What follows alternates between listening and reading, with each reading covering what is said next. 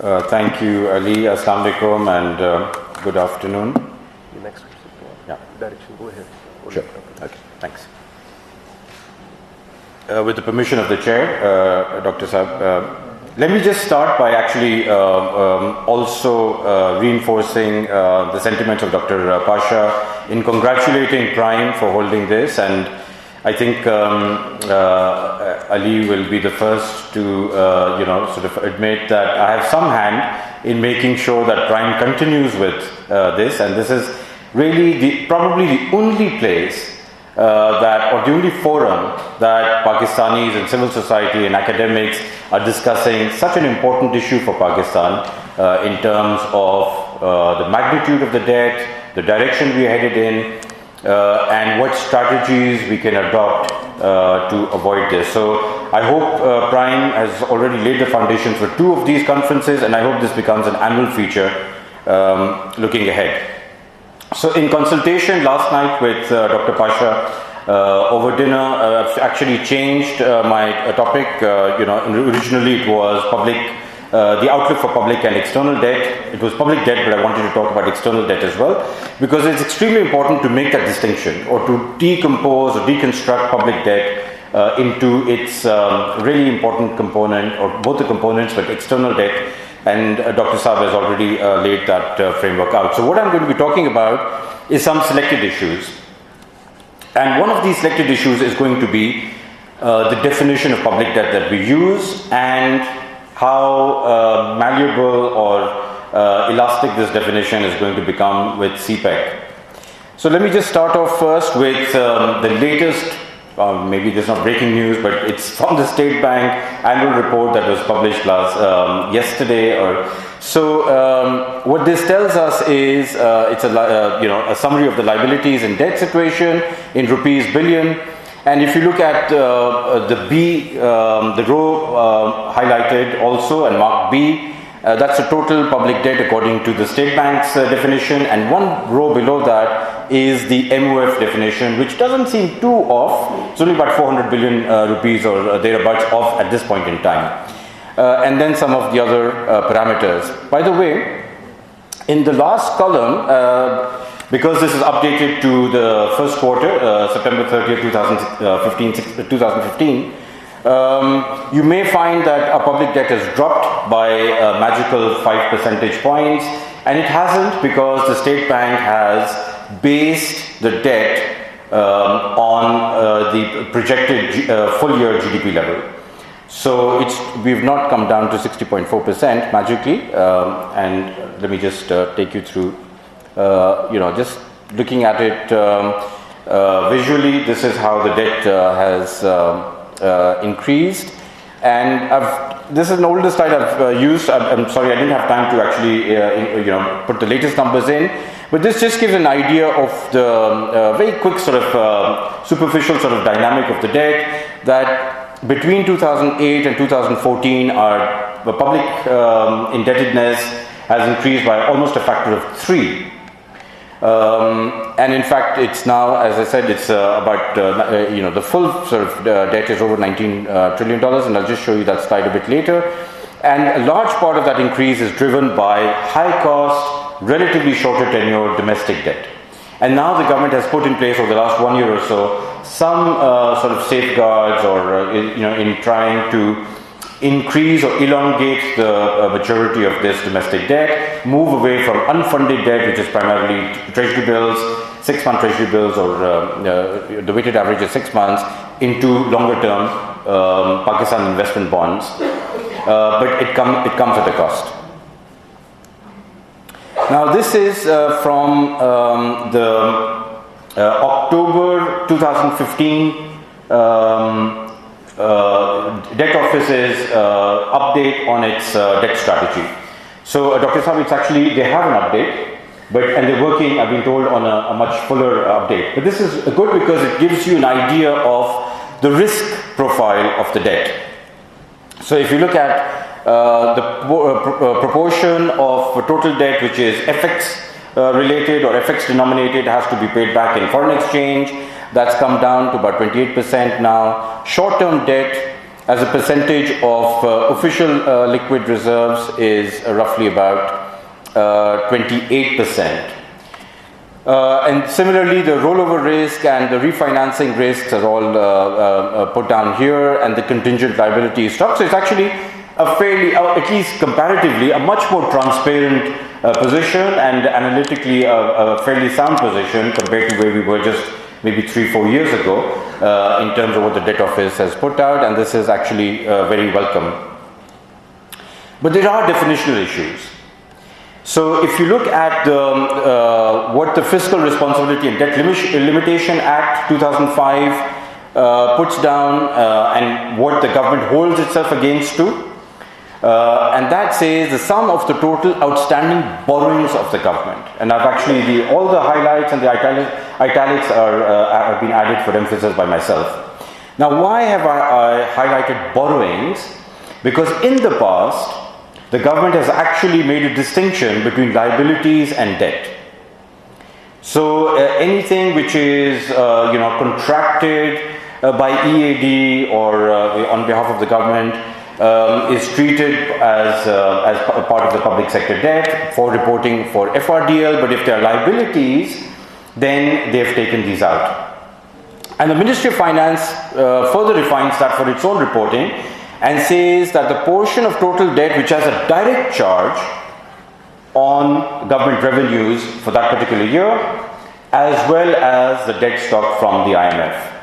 So we played around with some of this, and now we've arrived at a fairly stable sort of definition, but as I'll tell you a bit later, this is also under threat, and this definition is also likely to undergo a change. Now, there are implications for these, but I'll just take you through these a bit later. So what the MOF definition includes is the stock of domestic debt contracted by the government, the stock of government external debt, and the stock of the position that we outstanding position that we owe to the IMF. What it excludes is all external FX liabilities. So central bank deposits with Pakistan, and we have a standard $700 million from China safe, for example. We have central bank swaps. We have fairly other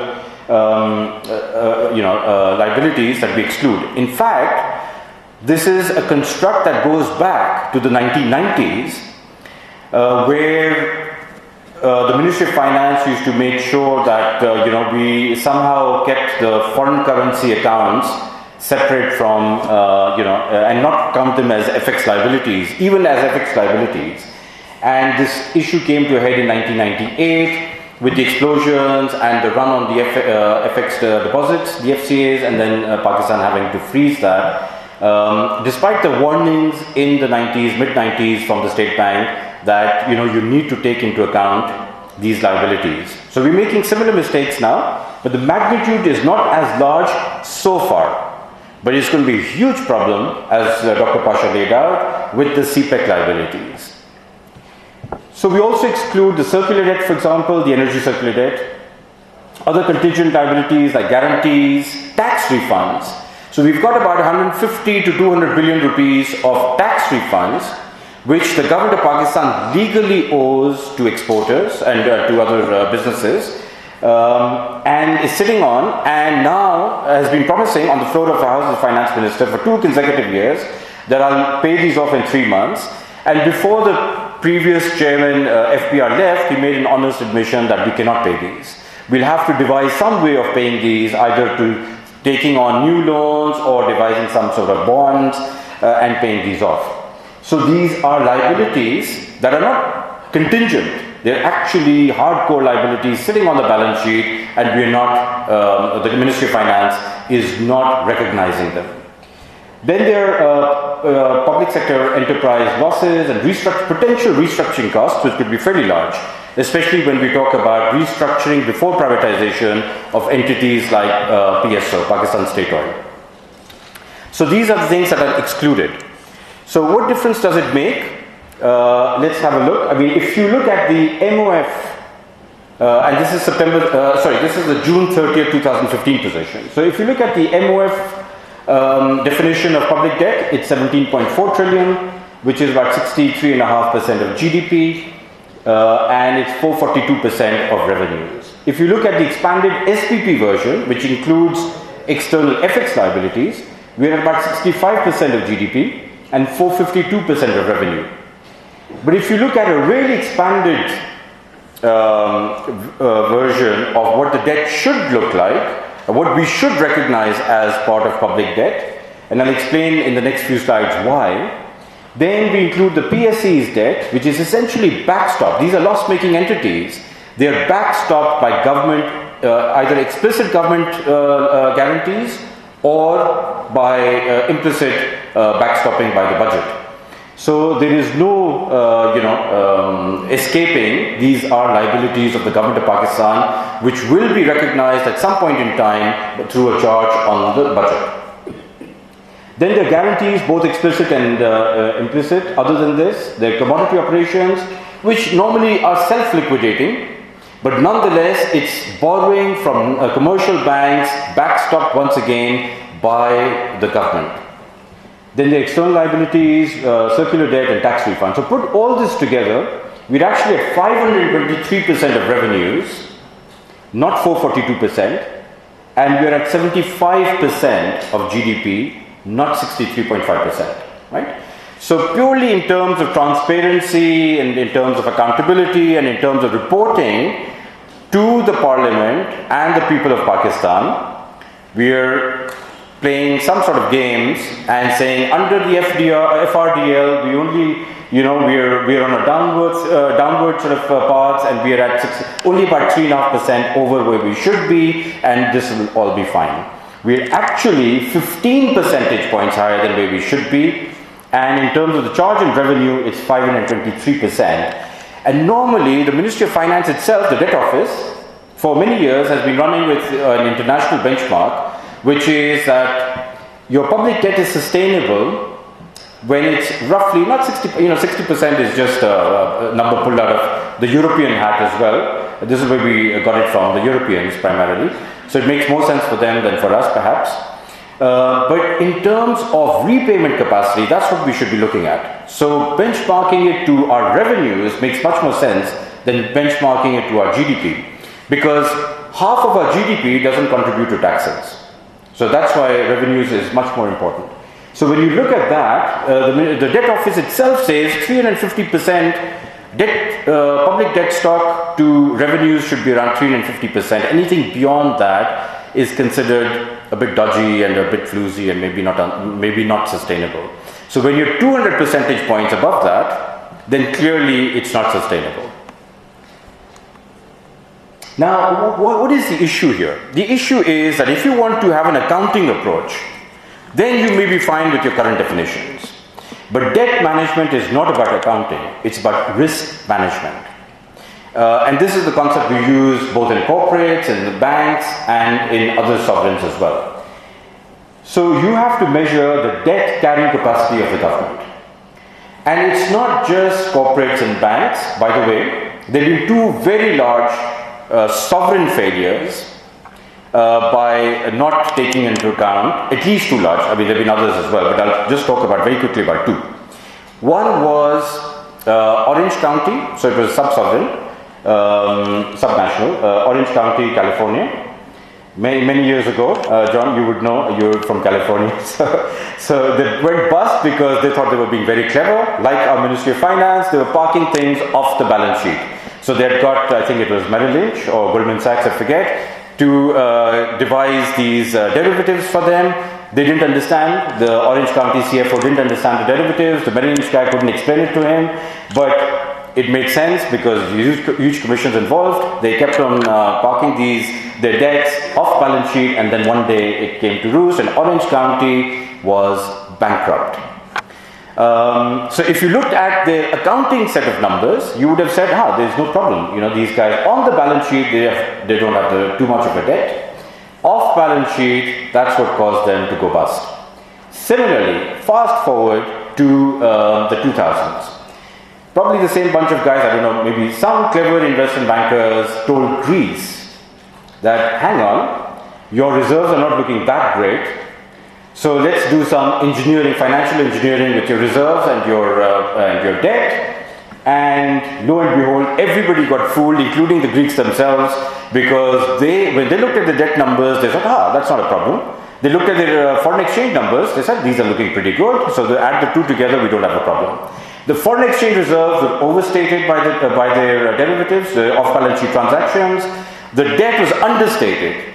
Put the two together, they had a problem. So in accounting terms, they were doing fine. In risk management terms, they had a big problem. And that's where Pakistan is. So we have to look, the government has to be honest enough, not just to voters and as part of its democratic obligations, but also to itself, to fully account for all its obligations, its debt obligations or liabilities. So all liabilities on or off balance sheet have to be looked at versus revenue. There's a question of charge and current versus future resources. So obviously that's the implicit in that is your cash versus accrual accounting. So because the government of Pakistan does cash accounting, I'm saying at least for looking at our liabilities, because there is a very real charge. For example, take the issue of the FPR tax refunds which it owes to the businesses of Pakistan. This is not something which is just kicking it down the road. At some stage it will be recognized, it will have to be recognized, and there will be a charge on our revenue. So we're just playing a game of kicking it down the road and a timing issue, but in accruals terms, it's something we should take into account right now. So, and finally, there's another issue, really big issue, which Dr. Pasha, I think, alluded to, and I think, my friend, ex-colleague, and senior sort of colleague, Wajid Rana Sahab, will talk about it, and I'll leave it for him. But many of the loans on public sector entities, on the balance sheets of public sector entities, are actually paid back or serviced from a charge to the budget. So take the case of NHA, for example, National Highway Authority, which is going to incur about $11 billion of additional liabilities under CPEC. $11 billion of additional liabilities. It doesn't have the payment capacity. You can't expect tolls to be paying off $11 billion. So it'll have to go and borrow from the markets. That will be backstopped by the government of Pakistan guarantee, because nobody else, including National Bank of Pakistan, will extend them a loan. And secondly, they will be servicing many of these loans not just from repayments, but also from the money that they get, in the budget for their budget from the government from the budget, from government revenues, a charge on government revenues. Therefore, it can be camouflaged as this is off-balance sheet, this is a public sector entity, it's an autonomous entity, and it has nothing to do with the debt carrying capacity of the government. But that is disingenuous, because a lot of these entities are not only backstopped by government revenues, by explicit government guarantees, but are also, they make their debt servicing from the flows from the budget. So we have to take this into account. And finally, if you look at external debt, my proposition would be it does not matter. The distinction between private debt and public debt and government debt and publicly guaranteed debt is almost artificial, because whoever services this debt in foreign exchange, it comes from a finite pool of foreign exchange available to the country. So if the government had zero debt, let's say public or publicly guaranteed foreign exchange debt, and all the debt was in the private sector balance sheet, but it would still be paid from exports and remittances and the foreign exchange earnings of this country, or from the ability to borrow in foreign exchange. So that is a finite pool, which means that in a sense it's artificial on the external side of who's carrying the debt, because it all has to be paid from the foreign exchange of the country. And there are important implications in both these things, because if you do not recognize these, then at some stage when they become due, then you will be making choices, and you will, you'll be cutting back on something, and so it is better to be upfront about this and take this into account right at the beginning. Now, the advantages of the expanded approach also are Like I said, it correctly measures, accounts for, and accrues for all liabilities. And it's not just a democratic exercise, it also provides greater granularity for policymakers. Right now, I'm not sure the Ministry of Finance is seeing things as clearly, with as clear a vision as it should be with regards to all our liabilities going forward. And we're not talking about 10, 15, 20 years down the road, we're talking about 4 years down the road, 3 years down the road. It also increases fiscal transparency and accountability, and because we're not likely to change from cash accounting to accrual accounting anytime soon for the government, therefore I would suggest that what the Ministry of Finance should do, it should add a new budget line for contingencies. We do not have that at this point in time, and that just is prudent fiscal management. So rather than run around when these really large lumpy payments become due and we've not accrued for them, we've not made contingency liabilities for them, set aside a contingency for them, it's a big problem, especially when we have rollover risk and refinancing risk. Therefore, it's really important maybe that in the budget line there should be a separate budget line called contingencies.